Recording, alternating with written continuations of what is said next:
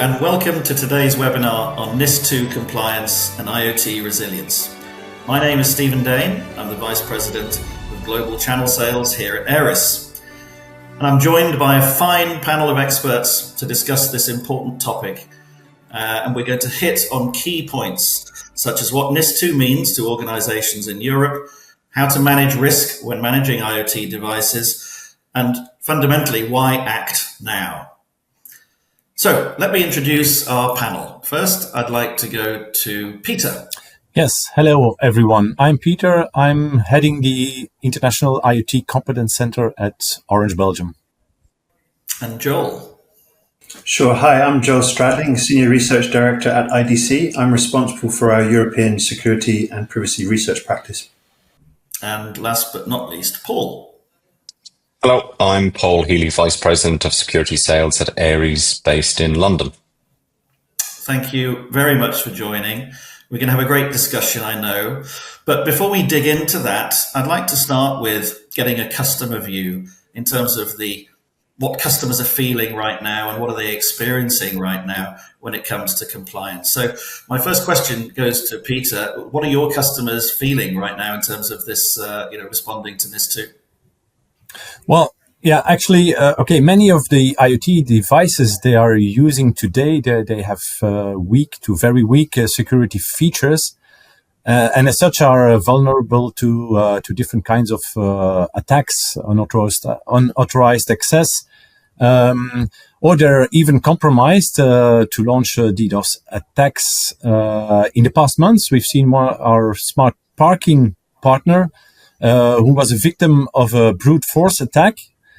So one of their routers that are behind a parking camera got hacked on its public IP address. The user login and password, they were probably too weak, but because we could see that from the router, hackers, they launched quite some BitTorrent traffic. Now, this was initially not visible. It continued unnoticed for a couple of months. While our customer's invoice slightly increased month by month. And so at the end, of course, he got alerted, he alerted us, but then, crime was already ongoing for a couple of months. Now, this is just one case. We see this happening in different business segments and even the critical ones. I think it's certainly backed up by the research that we are seeing also. In terms of the number of attacks that are taking place on IoT devices. And that's one of the reasons that we really want to focus on this. Compliance is one thing, but the real world in terms of attack surface growing for IoT devices has been a real concern to more and more organizations. So then the next question really goes back to our research expert, Joel. What are those threats, do you think, in terms of attacks on IoT devices, and how are adversaries looking to compromise IoT networks? Well, the first point I'd like to make, Stephen, is that the adversaries don't behave by any rules or regulations. They look for the weakest link in the chain. And unfortunately, the cyber criminal ecosystem is well aware that IoT endpoints can be easy to crack or hack into. And once they have been compromised, they can exist in that state for a long time before the organization even knows that's happened. I think that expression, hackers don't hack, they log in, is one factor. And so that takes us to the point of passwords that can be very, very weak on IoT endpoints, although there are regulations to strengthen that. But, for example, going with the generic admin 123 isn't really a good idea. So credential stuffing or brute force hacking is done to compromise generic passwords. Another common attack might include code executions on unpatched firmware. So unpatched firmware is also a weakness. And this turns the IoT endpoint then effectively into a botnet to run those DDoS attacks that Peter was just mentioning. So in each of these cases, the consequences are quite grim for the victims of those compromises. Yes, I mean, is a growing level of awareness of those risks. But it does seem that we are still in the early stages of awareness from the market and the customer. Would that be correct? Yes, I think so. A lot more work needs to be done to have that level of maturity for secure by design in IoT endpoints, for example. And it's quite a traditional set of security challenges. You have people, processes, and technologies. So it's not just about having security technology in place, but it's also organizational. So, the stakeholders within a business need to be identified and be on board and accountable for any of the issues. And then with that holistic IoT security concept, you need to have, the rest of the organization, not just the security team, on board with any type of IT transformation to make sure that it's a team sport. And then the final point is improving visibility to get help to monitor the health of the network. It's no longer a case of security being an afterthought. Secure by design is a far better way to approach the security problem with modern IoT networks. Yes, yeah. And then, Peter, when you look across broadly, across your customer base, is that in line with what you're seeing in terms of that growing level of awareness? Yes, definitely. So we see that enterprises are using more and more IoT devices, cellular IoT devices, even in their digital transformation projects. But very often they're just unaware that buying off-the-shelf sensors, cameras, routers include, in fact, not sufficiently in-depth security measures. And these devices then get connected to a public cellular network, making them very vulnerable to cyber attacks.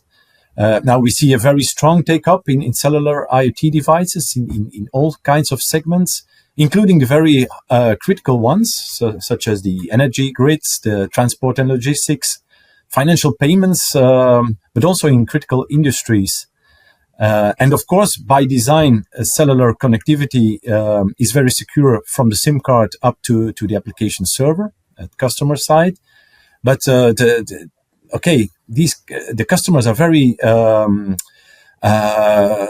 poorly aware that the danger lies really in the end device they are using, hardware and software. A problem we also see is that customers don't always automatically turn to Orange for providing a security solution, although we are, besides a worldwide connectivity provider, also an ICT integrator.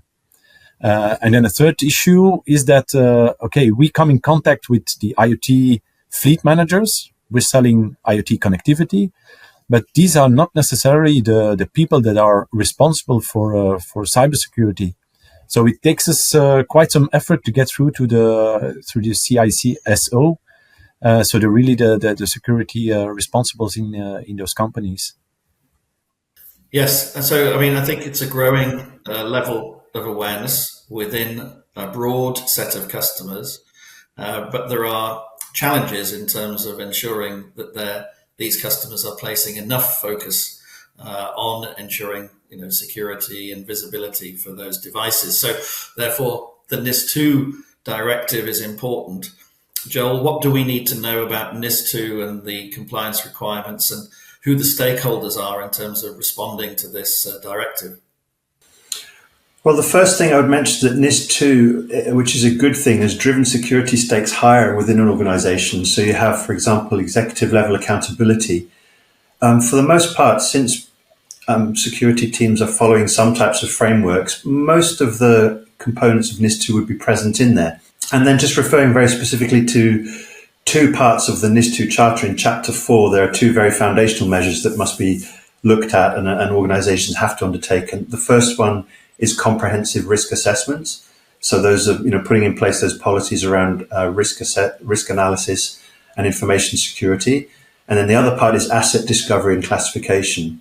So that's looking at all the access control priorities, asset management, and so on, which of course part of that will be then mapping out in the case of IoT where all those endpoints, IoT endpoints are, so that it's clear to have visibility into those and understand the status of the health of that network. Thanks, Joel. What makes IoT security so complex? Is it really complex, Paul? Yes, is probably the short answer. We see from talking to our customers lots of gaps in terms of the security technology that they've deployed for the integration of their IoT networks.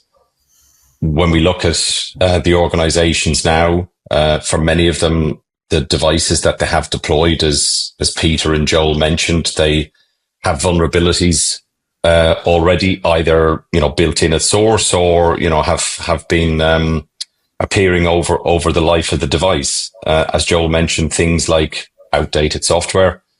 We see weak credentials, as Joel mentioned, and in some cases there can be little or no encryption depending on how the devices are deployed. And when you look at the research around IoT devices, and particularly the security breaches and the posture that organizations have deployed today, traditional corporate mobile devices tend to have a better security capability than your IoT devices. IoT devices are deployed for much longer periods than traditional IoT devices. There's a real difficulty in extending IT security systems to those devices because they don't operate in the same way as a traditional IT device in the way it integrates into the network and security systems that companies have already deployed. Typical IT security systems will require clients or agents to be installed on the device or certificates to be generated and deployed, which isn't always possible for IoT devices. And especially those that have been, deployed for some time, which is very typical for IoT devices. You look just last week, MediaTek, which is a very large Taiwanese chip manufacturer. Their chips are deployed in some of the world's leading brands of smartphone and IoT devices, and they reported some critical vulnerabilities in their chips and the SDKs that they had deployed. And, they were so severe that they were flagged as having a CVSS, which is the standard scoring system used internationally, of 9.8 out of 10. 7 of those vulnerabilities were affecting vendors such as Ubiquiti and Netgear, which are, well deployed within the industry. And while, they have issued security updates for those devices, it isn't always possible to deploy those updates to IoT devices. And when we look at most of the devices now and the customers that we're dealing with, a lot of the devices that are deployed are using open source software and tooling, which has been already identified as an issue for other companies like Realtek, where they had a vulnerability a couple of years ago, which affected some 150 different models of device deployed in the market. So one of the biggest issues with IoT devices is they're typically running low memory or low processing power, and for an awful lot of them, they don't support the over-the-air patching or updates that you would get with your traditional IT devices. For some organizations, the only solution is to go to site to update those devices, which is, generally the exact opposite as to why these devices were deployed. So, yeah, we see this as a significant issue for the companies that we're dealing with. Joel, would you agree? What do you see in terms of complexity? Yeah, I would agree 100% with all of the points that you made. I think any technology change comes with pain typically. So, businesses are transforming all aspects of their IT, and connected things is an important part of that. There's rapid movement to cloud, there's a take-up of AI, and there's all kinds of great productivity gains. But like many technology solutions, you solve one problem and create 3 new ones. Multiple security vendors in the mix, multiple platforms, alert fatigue, which feeds into your volume of events points that you made. So all of those make IT security quite complicated to do by security teams. And so, staying with Joel, from your perspective at IDC, what makes NIS2 compliance for IoT difficult to achieve? If IoT security is complex, is IoT seen as being strategic in most cases, and therefore, how do organizations respond to the NIS2 compliance requirements? Well, I think for NIS2 compliance, the challenges relate very much to the previous section where we spoke about the complexity of IoT security. So all of those points that we made, including legacy. But there's an additional challenge that's more around a soft skills one or organizational one. It's getting IT infrastructure, network infrastructure and connectivity, cloud professionals all on the same page for an integrated IoT system deployment or a project. IT/OT convergence might be a part of that for management of systems. So it's important to have everybody on the same page with regards to security discipline and best practice.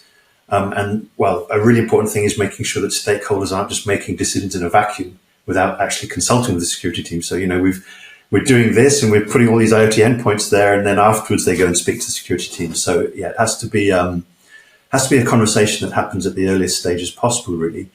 And then, the second major issue with legacy systems, unpatched firmware, unsecured endpoints, and internet-facing devices that, by that very nature, can be very vulnerable, especially for that, unencrypted data interception.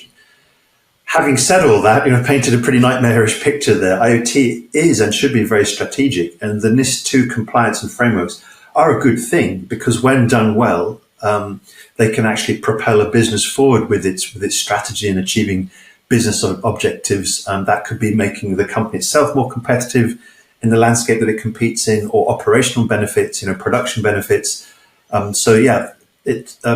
NIS2 security and IoT certainly should be wrapped up and interwoven with an overall business strategy.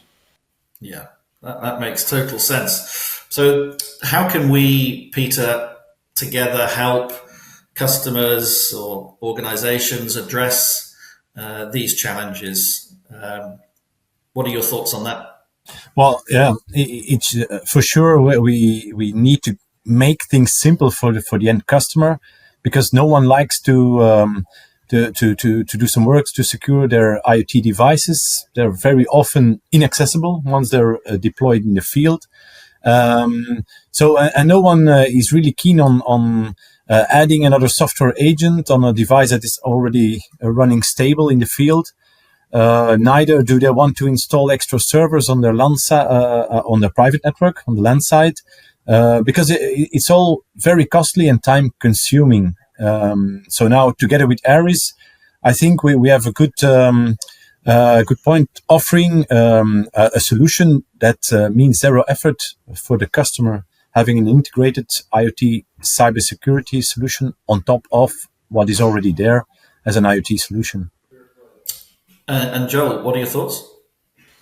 Yeah, I'd agree with those points that Peter made, but in additional to that, I think it's always advisable and preferable just to go back to security basics and good discipline. So security teams, hand in hand with stakeholders in the organization, just need to define those frameworks, but then adhere to them. It might sound like an obvious step to do, but these are super important to execute on those solid security disciplines. And then the other factor, that's quite a traditional, step-by-step process. The other factor is innovation. Businesses should be looking to automate, and then automate some more as much as possible. With smart tools and innovative products from vendors and solutions from vendors, you can raise the efficiencies of security operations, for example, and the SecOps management of the IoT estate, gain access to greater visibility and monitoring so you can address vulnerabilities as they come. Reactive security is no longer fit for task in the current environment that we live in, with cyber criminal activities being so aggressive and effective with their attacks. And so a proactive security approach is essential. So once again, shop around for innovation and seek to automate and centrally orchestrate as much as possible. Yeah. So there are ways to move forward, and certainly partners like Orange Belgium can help address some of those challenges by offering enterprise customers those solutions. We'll come back to that in a minute. And obviously organizations can help themselves by going back to basics, as you said, Joel. So what are the risks then for organizations to delay, not to act? Paul? I think if organizations delay action, particularly on IoT security, they face significant risks that, from what we've seen, are getting bigger and bigger. In terms of, the cyber attacks themselves, they're becoming more sophisticated, and in our view, the longer companies wait to deal with those, the greater the exposure to these threats, and particularly the operational impact can be severe for companies. A single compromised device, can disrupt, manufacturing facilities, critical infrastructure systems, and so it potentially leads to costly downtime and worse still is the safety risk. If you look at the American Water Company breach that happened last October, 6 months on and the company's website is still offline, and a number of their customer care and billing systems are still undergoing testing to ensure they're fully protected and ready to go back online. And depending on where you look at reporting in terms of outages and recovery from them, industry estimates expect most downtime to be anything up to 4 weeks from a cyber attack, and it can take up to 9 months, for a full recovery. So, the costs, to organizations can be immense, and, depending on, again, where you read, your statistics from, whether it's IBM or Verizon, they do some annualized reports there. They report that any breach nowadays is costing up to 5 million, depending on the size of the organization. So, exposed systems in our experience are, a sleeping giant. And, for the attackers, they can spend months, even years, seeking out vulnerabilities to exploit, whether that's, as Joel mentioned, default usernames and passwords, vulnerabilities in the firmware because of difficulty patching them, configuration errors. In the case of the company that has deployed the system, they need to play, in our experience, a perfect game in terms of the service they deploy, whereas the attacker just needs to find the right gap or vulnerability once. And so, the reality in delaying action isn't just a technical risk, it's also a business risk that affects the whole organization. Yeah, I can only confirm. It's exactly that. The longer you wait to protect yourself against the cyber attacks, well, the more exposed you will be. And I fully agree. First step would at least be aware, being aware that you're in a safe mode. By basically monitoring if there's any of your devices connecting to malicious or suspicious destinations. And from my side, I would add, additional to the revenue loss that you mentioned, Paul, there's additional financial impacts to consider, such as EU fines. So, if you are falling foul of compliance regulations, there can be fines for that. On top of that, you can have a loss of reputation. As we know, it takes quite a long time to build trust, but that trust can disappear overnight in case of a security breach that's mishandled or not communicated well enough, including steps taken to mitigate. And then measuring the cost of breach can be a piece of elastic, really. You might have to bring an incident response provider if you don't have the capabilities in-house to do that. Hopefully, you'll be performing some root cause analysis and forensics to understand the cause of breach. We hear nightmare stories about breaches that take place. A ransomware is paid, and then 2 or 3 weeks later, the same attack and same attackers just do it again. So root cause analysis and clean systems restore is super important. And then, of course, there's impact on production or just downtime. So, yeah, the cost of breach is significant, and so cyber crisis readiness is super important. Yeah. So there's certainly an impact in terms of delaying and not acting, which I think is getting through to many organizations.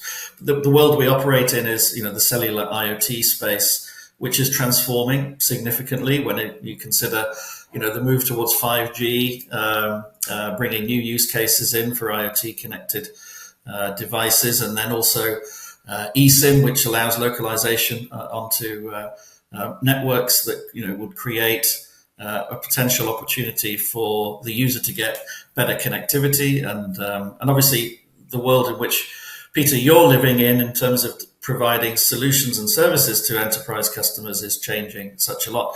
So how do you think you can help organizations unlock new revenue opportunities and be a trusted supplier to them? Yeah, indeed. We see technology is getting more and more complex.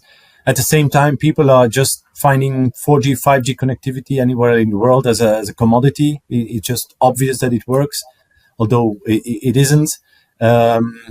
Also, we're adding eSIM, voice over LTE, 5G use cases. It's just getting more and more complex. And on top of that, IoT being more and more important for the businesses, they expect an even higher service availability, reliability, In case of incidents, the service has to be restored in minutes, ideally. And now, on top of that, of course, we need to provide this assurance to the end customers that we can secure the transport of their data, and even show them that their data is being transported to the right destination. It's not being compromised. So integrating that protection is really key to providing an end-to-end secure IoT solution. Yeah, I mean, that's it's really interesting because offering that capability from the connectivity perspective and adding that security solution and that visibility is a real opportunity for. It's the right place to deliver that kind of solution set. So when we look at our relationship between Aeris and Orange Belgium, and the ability for us to provide this solution called Watchtower, it really is a great fit for us to be able to offer this as an end-to-end solution. And in many ways, we believe is the best way to address this solution from a network perspective. And so, Paul, how do you see that developing in terms of our ability to help organizations address this challenge? I would say we're in a strong position collectively. Aeris identified what we would see as a major gap in the IoT market, the need for security solutions that are specifically built for IoT devices and the networks they're connected to, not just retrofitting from existing IT security tools. And what makes us unique is, I would say, is our vantage point in terms of the service and the network that we're delivering. We're directly in line with the communications at the cellular network level, which means we can address threats as they evolve and appear without relying on things like special SIM cards or software to be installed on devices, or complex rerouting of traffic through network proxies that are on the internet. So all of this kind of secure by design, building it into the core network, ensures that some critical elements of IoT networks like latency and network changes are not a consideration in terms of the networks that are already deployed. And, when you look at our long-standing partnership with OBE, this has been key to making this happen in terms of what we can deliver to the customers that we jointly have. We've combined OBE's market expertise with our security know-how to efficiently deliver cybersecurity for IoT directly within the networks that we host, manage and support. And that's, as you mentioned, using the Watchtower solution. It's a software as a service, automated cybersecurity solution that can be turned on for any of our customers without retrofitting anything to the existing network. So it's a streamlined approach, I would say, that works seamlessly with what businesses already have in place without any additional complexity required. Yeah, we've been using the Aeris IoT platform for a very long time now to build our tailor-made enterprise solutions in IoT. For us, adding Watchtower is just a logical step. It's part of the security product portfolio from Orange Belgium. And we already have it running for a couple of months now. And it's amazing to see how many of the malicious and suspicious events it detects on our installed customer base. So as we speak, our sales and pre-sales people are being trained by Aeris to acquire the necessary skills to not only show and demonstrate the added value, but also show the easiness of use, that it's a really zero-touch onboarding on this new Watchtower product. And it's our philosophy. We have to keep things simple for the end user. They're not all IoT experts and not all IoT security experts either. And I do strongly believe that cybersecurity shall also be packaged in our connectivity offer by default. Very good. So thank you, everybody. I think we've covered a lot of ground. We've covered really what's going on in terms of NIS2, bringing the why act now kind of question to the fore, discussed the complexity around securing IoT devices and networks, and then come to a potential solution around how to develop that conversation, with a partner like Orange Belgium as an opportunity to engage further. So I hope this has been useful for everybody. So finally, to wrap up, what are your last key takeaways from this session, Paul? I suppose my takeaway would be that businesses need to rethink their approach to IoT security. There will be as many cellular connected IoT devices worldwide as there will be people in the next 10 years. And so enterprises need to adopt solutions that can deliver a zero trust architecture and better network segmentation of their IoT devices. They need to ensure that they're not treating IoT security as an afterthought. It has to be baked into the design and the lifecycle management of these devices, whether they're 10 years old or whether they're brand new. And Joel, what's your last word? Well, I would encourage businesses to look at NIS2 as a team sport with organizational wide buy-in. So that's identifying key stakeholders, whether that's from the risk department or within the security team or other. A risk-based approach that would certainly help alignment with compliance. And then finally, as I said earlier in this webinar, to reiterate, automate, automate, and automate. And Peter? So I think things are clear. Huh? Don't sit back and wait. Act now and get in touch with Orange Belgium, and we'll be happy to explain you how we can help you in detail. Thank you very much. Great way to finish. I'd like to thank you all on the panel for presenting so clearly and eloquently. Thank you very much for being a part of this. And thanks to everybody who has joined to listen and will listen on the replays. We look forward to discussing this in more detail with all of you in the future. Thank you once again to everybody, and goodbye.